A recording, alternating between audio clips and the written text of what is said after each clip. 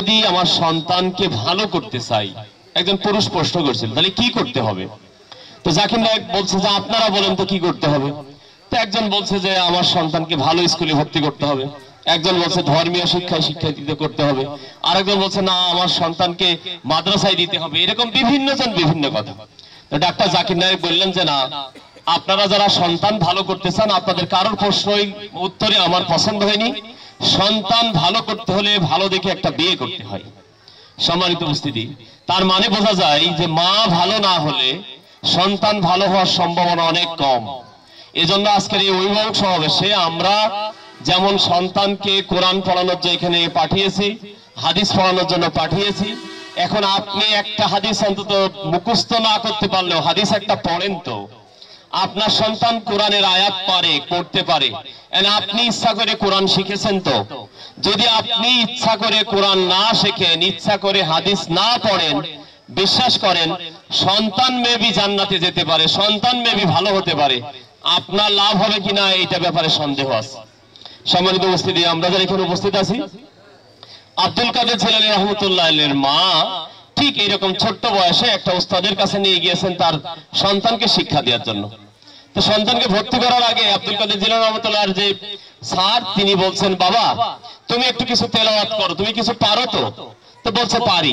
তো তেলাওয়াত করলেন। তো এক পর্যায়ে উস্তাদকে বললেন যে আপনি পারেন তো? বলছে হ্যাঁ আমিও তো পারি। এক পর্যায়ে এই সন্তানকে জিজ্ঞেস করা হচ্ছে, মানে যখন তেলাওয়াত করেছে তখন এই সন্তান জিজ্ঞেস করছে যে হুজুর এই যে আমাকে আলিফ পড়তে বললেন, আলিফ মানে কি? তো হুজুর বলছে যে ছেলে ছোট আমাকেই জিজ্ঞেস করছে। হুজুর এবার সন্তানকে জিজ্ঞেস করছে তুমি বলো তো আলিফ মানে কি? তখন আলিফ মানে উনি বলতে বলতে 18 পারা কোরআন তেলাওয়াত করে ফেলেছেন।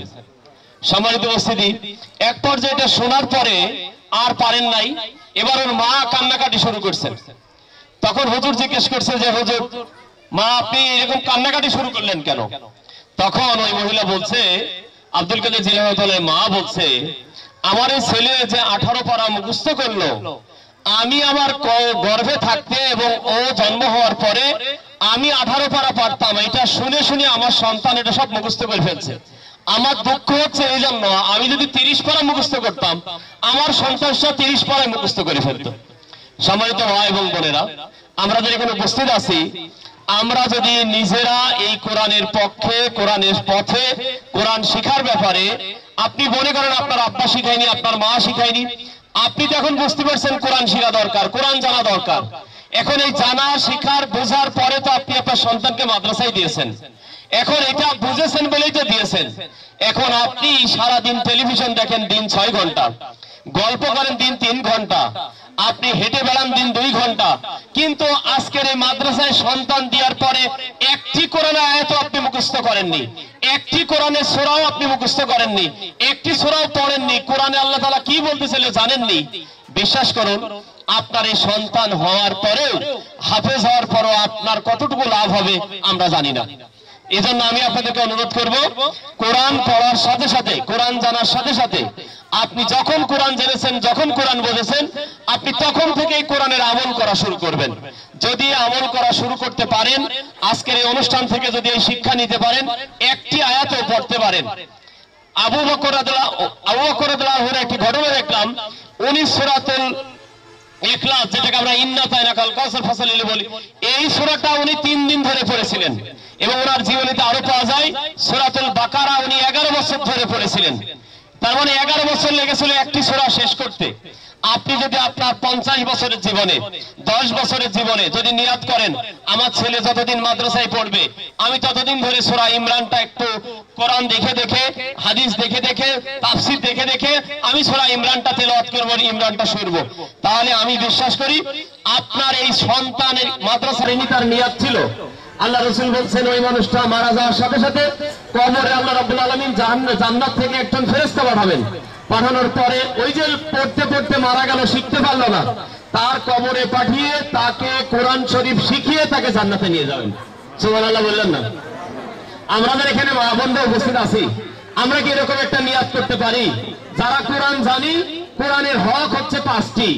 1 নম্বর, যে কোরআন মুসলমান হওয়ার পরে আপনাকে কোরআন তেলাওয়াত শিখতে হবে। যারা কোরআন তেলাওয়াত পারেন না তারা কি আজকে নিয়াত করতে পারবেন? সন্তান যেমন পড়ছে আমিও কোরআন তেলাওয়াত শিখবো, পারবেন ইনশাআল্লাহ? যারা কোরআন তেলাওয়াত পারেন, কোরআনের 2 নম্বর হক হচ্ছে তেলাওয়াত পারলেই হবে না, এই কোরআনের অর্থটা কি আপনাকে জানা লাগবে। যারা অর্থ জানেন, 3 নম্বর হক হচ্ছে এই অর্থ যারা জানে না তাদের কাছে পৌঁছায় দিতে হবে, এটা 3 নম্বর হক।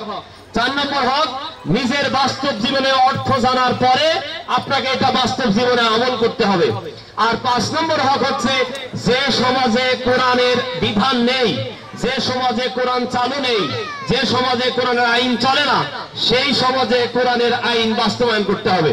যদি কোরআনের এই আইন, কোরআনের এই হক আপনি পালন করতে পারেন, আপনার সন্তানকে এই কোরআনের সাথে রাখতে পারেন, আমি বিশ্বাস করি আপনি আপনার সন্তান সহ আল্লাহ জান্নাতে অবস্থান করতে পারবেন। আমরা কি পারবো এখন থেকে কোরআন মানতে? ইনশাআল্লাহ নিয়াত করতে পারবো? কারা কারা নিয়াত করতে পারবেন যে ইনশাআল্লাহ আমরা কোরআন মানবো এখন থেকে ইনশাআল্লাহ? আল্লাহ তাআলা যেন আমাদের সকলকে এই কোরআন মেনে, কোরআন জেনে, কোরআন বুঝে সন্তান যেভাবে গড়ছি ঠিক সেভাবে আমি গড়বো, আমার পরিবার গড়বো, আমার সমাজ গড়বো। আমরা এমন একটা পরিবেশে থাকবো যেখানে কোরআন দিয়ে সবকিছু পরিচালিত হবে। আল্লাহ তাআলা যেন এরকম একটি পরিবেশ তৈরি করা তৌফিক আমাদেরকে দান করেন।